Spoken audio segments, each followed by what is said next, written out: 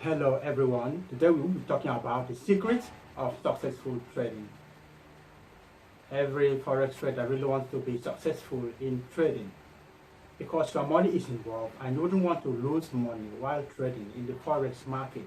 Today we'll be using MACD to analyze the market so that you can learn and understand the best time to enter the market. Want to look at MACD and how we can use MACD to mark an end of a trend in a bullish market. The essence of this MACD is to help us to determine when it is more appropriate to open a sell position. When it comes to the end of a bullish market, we want to know by using MACD. It is MACD that will help us to understand when the market has come to a point of reversal. So it is at this point of reversal that we would open a sell position. So the essence of this lecture today is to use MACD to analyze when it is appropriate time to open a sell position. This is MACD, and what we will be considering would be a bullish market. So we will be talking about MACD, and we will also use MACD to determine when it is more appropriate to enter a sell position. The figure you are seeing represents MT4 or MT5. It represents our trading platform. This represents the main chart, while this represents our MACD. If you look at the main chart, the price is rising, and this is a bullish market. This bullish market has different levels of resistance. This is resistance A, resistance B, and resistance C. If you come to MACD window, you also have different levels of resistance. Resistance are represented by letters also.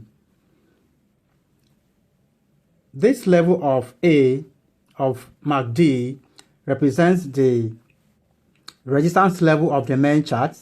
Level B represents resistance level B of the main chart, while C also represents C of the main chart. If you look at the main chart carefully, you realize that the levels are arranged in ascending order. A, B, C are arranged in an ascending order.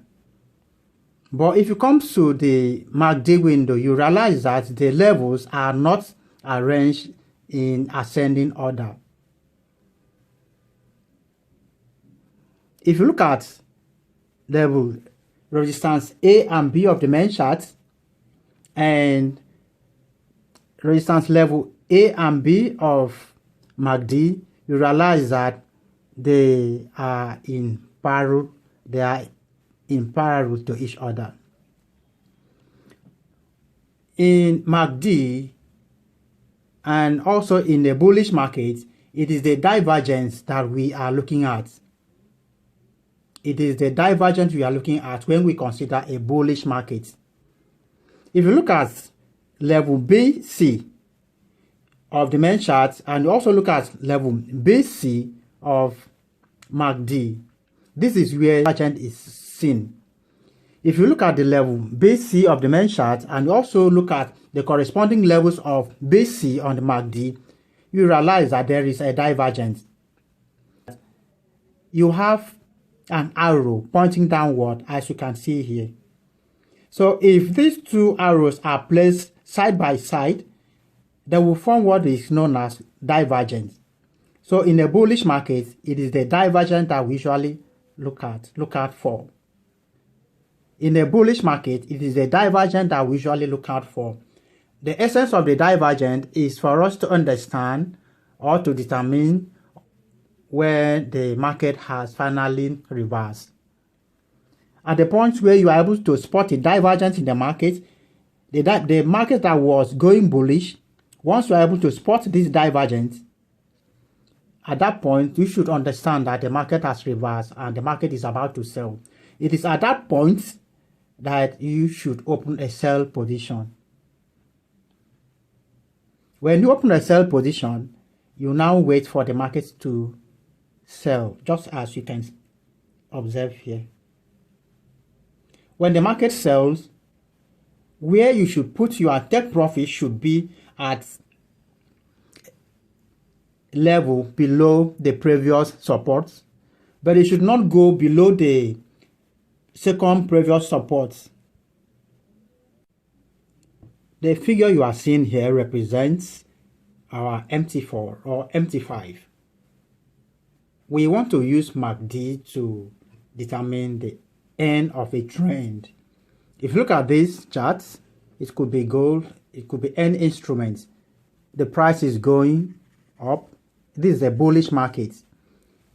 In a bullish market, it is the resistance level that we usually consider. So we have resistance A, B, C, and these resistance levels are arranged in ascending order.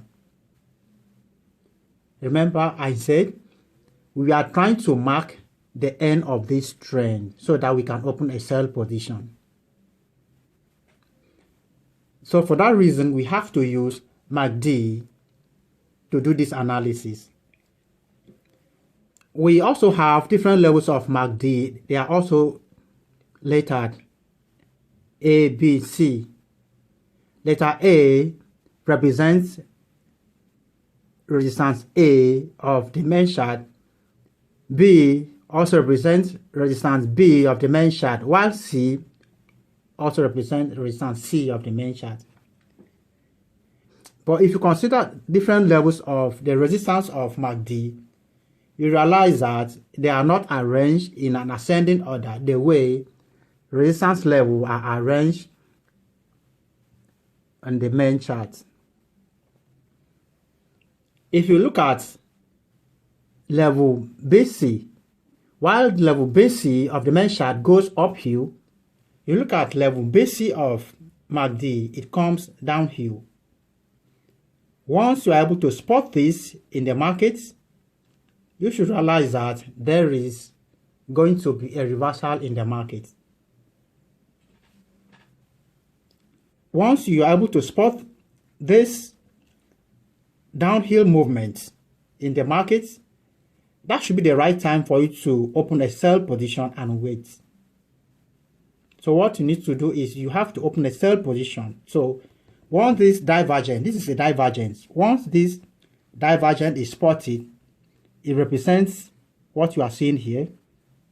BC of the main chart goes uphill, while BC of MACD comes downhill, and it forms a divergence. In a bullish market, it is the divergence that we usually look out for. It is the divergence that will help us to understand that the end of that bullish trend has reached. So once the end of the bullish trend has reached, it is for you to open a sell position. So you open a sell position at this level, and then you wait while the price begins to fall. And your take profit level should be somewhere around this swing low. It should be below the immediate swing low or support, but should not go below the second support. So your take profit should be somewhere around here, just as you can see where this mark is. To prove what we have studied so far, we now proceed to our MT4. To illustrate, this is A, B of main chart. MACD we have A, B. You can see the divergence. You can now see that the market sells from this point to this level.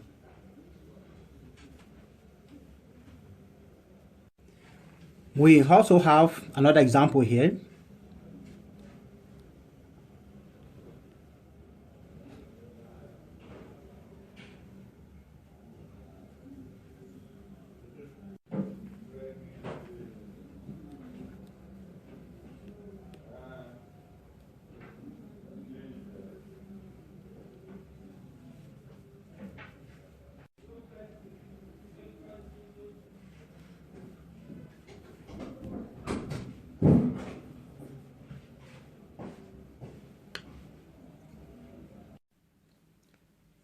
The figure you are seeing represents typical convergence and typical divergence.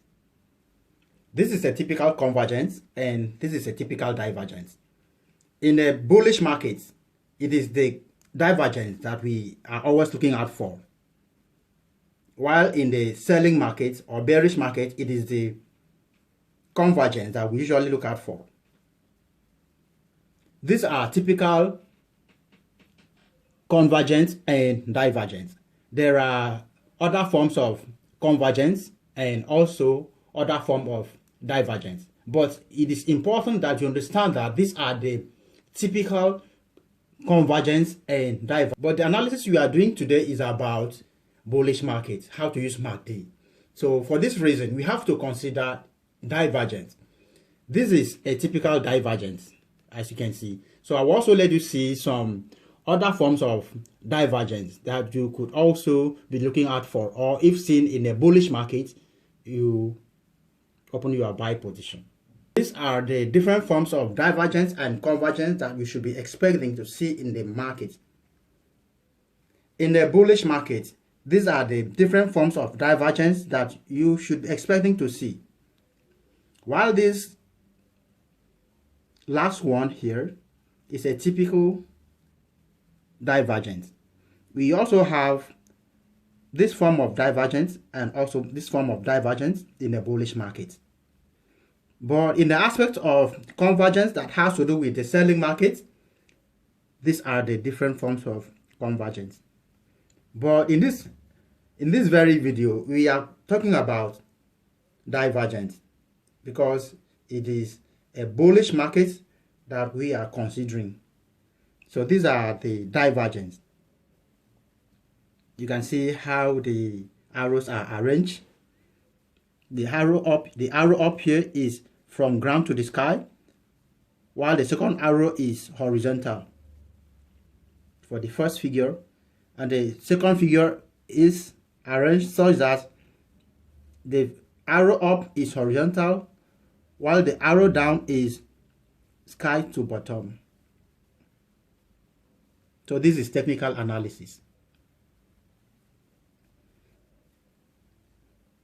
It is also very important for you to understand how a critical divergence works.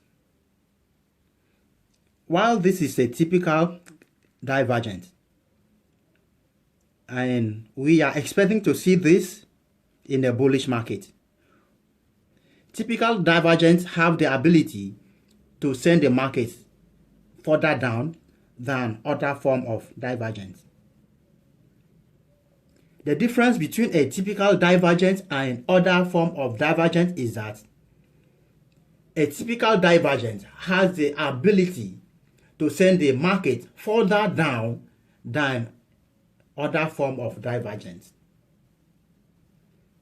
Get this point clear? A typical divergence has the ability to send market further down than other form of divergence. The same thing also happens to a convergence in a selling market. A typical convergence has the ability to catapult the market up than any other form of convergence.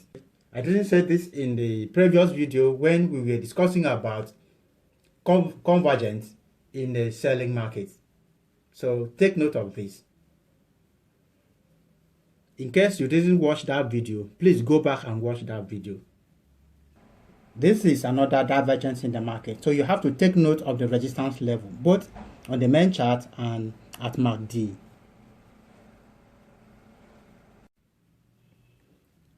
I'm making this video so that you understand what is involved in trading, especially when it has to do with MACD, when you are using MACD to do the analysis.